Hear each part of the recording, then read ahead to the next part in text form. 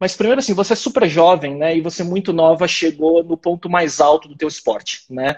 Eu não sei se isso foi, se você teve esse sonho em algum momento, mas antes de falar sobre isso, conta um pouco sobre antes de você começar no esporte, antes de você começar a treinar, você tem uma história que é super inspiradora de transformação, né? Que acho que muita gente pode se identificar. Então vamos começar, pode contar um pouco do seu histórico, aí depois a gente vai falando sobre esporte.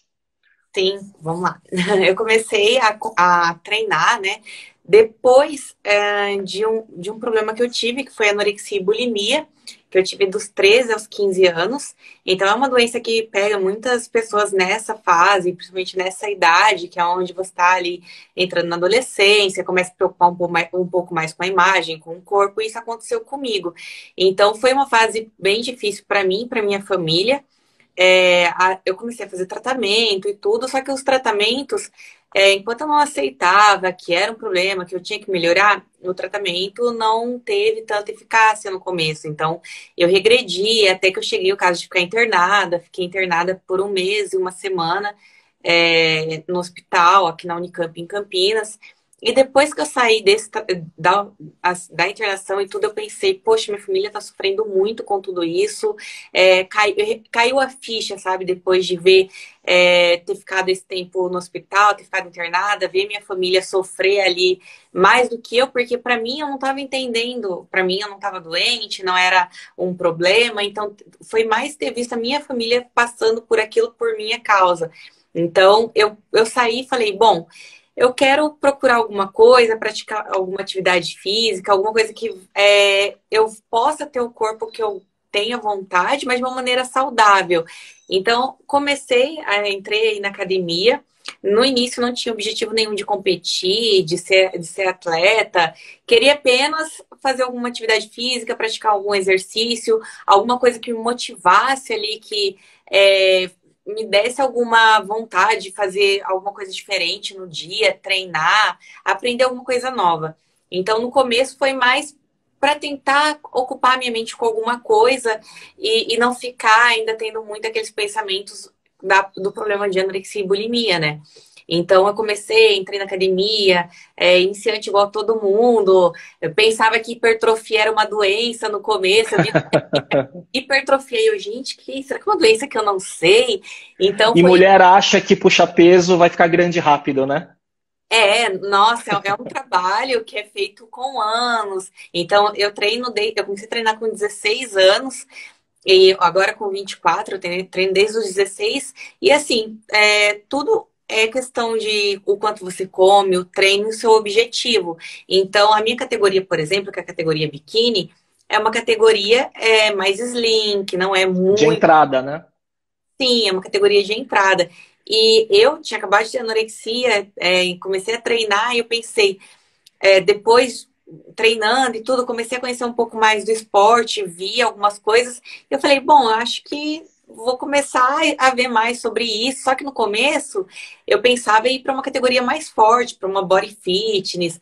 E aí eu pensei, não, mas eu sou muito magrinha ainda, gente. Eu preciso começar. Então, para começar, eu vou ir na biquíni, que é mais slim, depois eu mudo.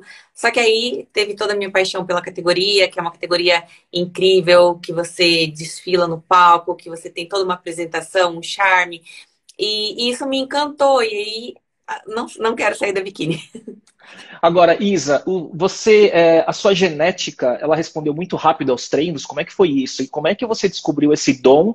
E como é que você conseguiu, entre começar a treinar, descobrir o dom, ver a resposta do corpo e se inspirar, talvez, por outras atletas e estudar e pesquisar e entender mais sobre o esporte, como é que foi essa transição da iniciante para começar a competir? No começo foi bem difícil, porque eu sempre tive dificuldade de ganhar massa muscular. No começo, ainda mais, né? Hoje eu acho que com mais maturidade, sabendo comer melhor até. Mas no começo, eu não comia muito. Então, eu tinha ali no início mesmo, é, eu fui um nutricionista esportivo, então ele montou até um planejamento para mim e eu seguia, só que não era nada ainda para competir, né? Mas já seguia um planejamento alimentar, só que tinha muita dificuldade de ganhar massa muscular. E aí depois, no início foi bem difícil, então eu subia para competir bem magrinha, acho que 40 48, 49 quilos. Tem fotos no seu Instagram, né? De quando você começou para agora, né? Agora é uma evolução assim que você vê nitidamente.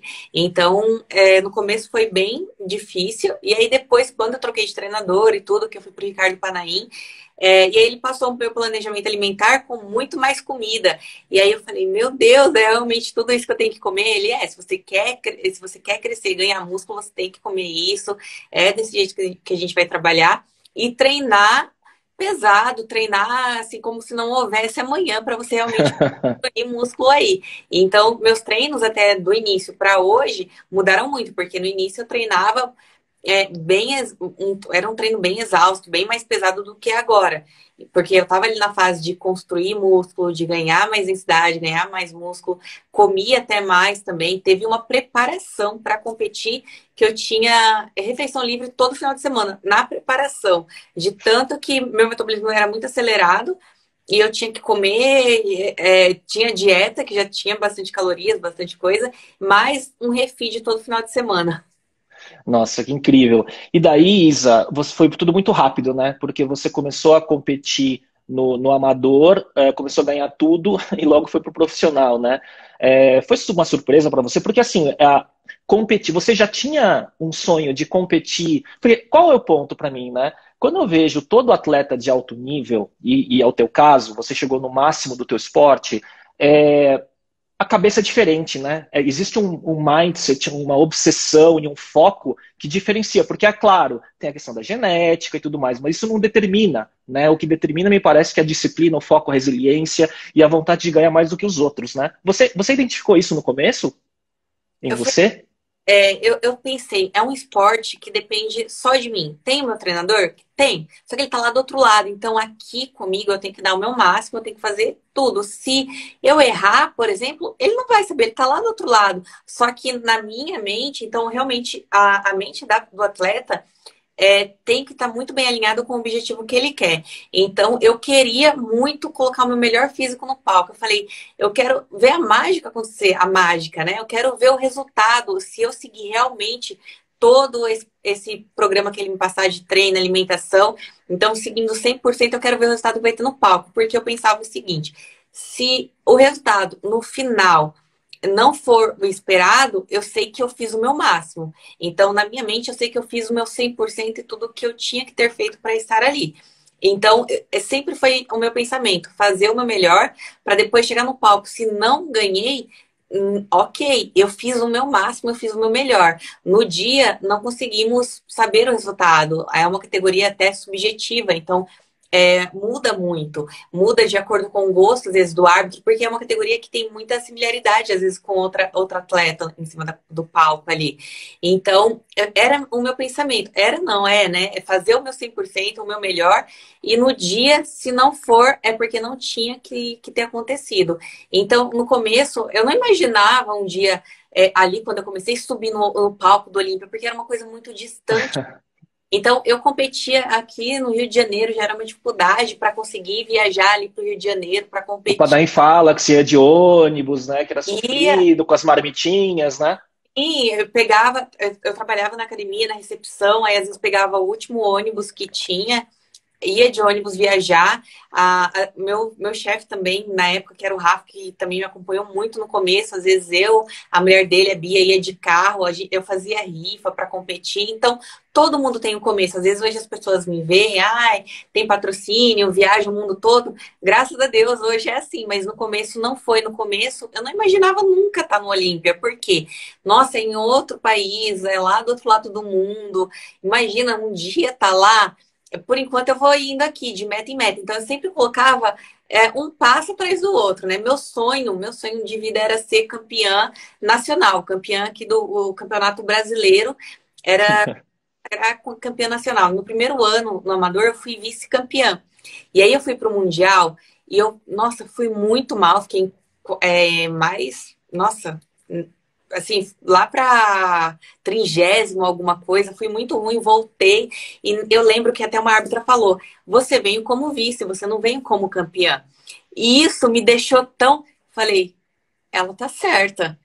mas ano que vem eu vou ir como campeã. E aí, a minha meta do ano seguinte, aquilo lá, por um lado, me chateou, mas por outro lado, me fez acender uma chama ainda mais pro próximo ano, sabe? Então, eu tinha, no outro ano, que foi o ano que eu comecei com o Panaí, meu segundo ano no Amador, eu fui campeã estadual, a overall, aí depois eu fui campeã do Arnold, o Arnold que é um campeonato internacional no Brasil, e Sim. era um dos campeonatos mais importantes que tinha no Brasil. Fui campeã do Arnold e eu lembro que eu desci do palco e falei, Panaí, meu sonho é ser campeã brasileira. E ele falou assim, Isa, você ganhou o Arnold? Eu falei, tá, mas meu sonho é ser campeã brasileira. E aí eu ganhei o brasileiro na minha categoria, na Júnior, na Sênior e no Overall. E aí depois foi O isso. resto é história. Depois Ah, foi para o profissional. Então, pelo que você está falando, muito do que foi acontecendo é como se fosse um videogame onde você vai destravando cada fase, né? Então, sim, a cada momento você foi vendo um horizonte mais longe. Não é que você começou, não, você era a melhor do mundo. Você foi se descobrindo e isso foi se formando. E daí eu acho que talento, genética e tudo mais veio junto, porque não dá para chegar no topo desse esporte se o resto também não contribuir, né? com certeza. É um conjunto de fatores ali, né? Exato. E aí foi pro Pro, né? Então você virou profissional, você teve seu Procard, né? E aí você começou a viajar o mundo inteiro. E também foi tudo muito rápido, né? Foi no seu segundo ou terceiro Olímpia que você já chegou a campeã? Meu terceiro Olímpia. E realmente era uma coisa que, assim, eu pensava.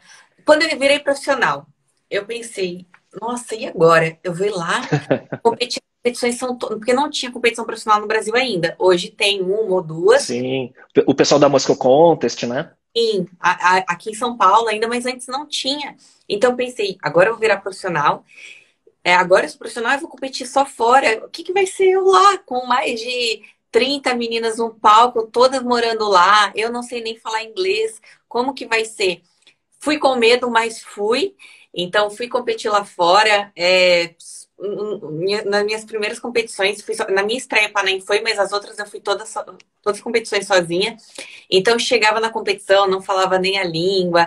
Então, eu fiz 4 competições seguidas, e foi em Vancouver, em Baltimore, e depois 2 na Flórida. E aí, na minha estreia, eu fiquei em oitavo.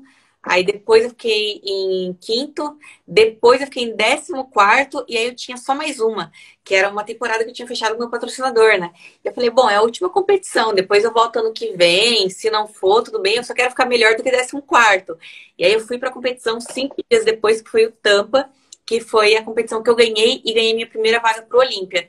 Então foi uma coisa incrível Nossa, de 14º você foi para primeiro. para primeiro. E ganhei, era o último campeonato que classificava pro Olímpia. E aí eu fui competir no Olímpia. Então, foi uma semana que eu fiquei a semana toda treinando e pensando, não, eu vou dar o meu melhor. Alguma coisa melhor tem que vir. Melhor do que 14º tem que ser, para eu voltar para minha casa tranquila. Voltei para casa com a vaga pro Olímpia e depois de um mês voltei para competir no Olímpia pela primeira vez. E depois daí, Isso foi 2017? 2017. Aham, aham. E foi uma competição atrás da outra. Então foi rápido, mas porque eu não parei. Foi rápido porque eu falei assim: quanto mais eu sou vista, mais eu sou lembrada. Então, quanto mais os árbitros me vê, mais eles vão lembrar de mim e mais eu vou poder aprender após cada competição. Porque cada competição é aprendizado. Atleta que fica muito tempo em off, na minha opinião, não evolui, porque ele não sobe no palco. Nós conseguimos ver o nosso ponto fraco e o que precisa melhorar com o nosso físico pronto. Então, no palco, a gente consegue ter uma noção melhor dos detalhes que precisa melhorar. E aí sim, você vem, faz uma outra preparação, corrige e sobe de novo.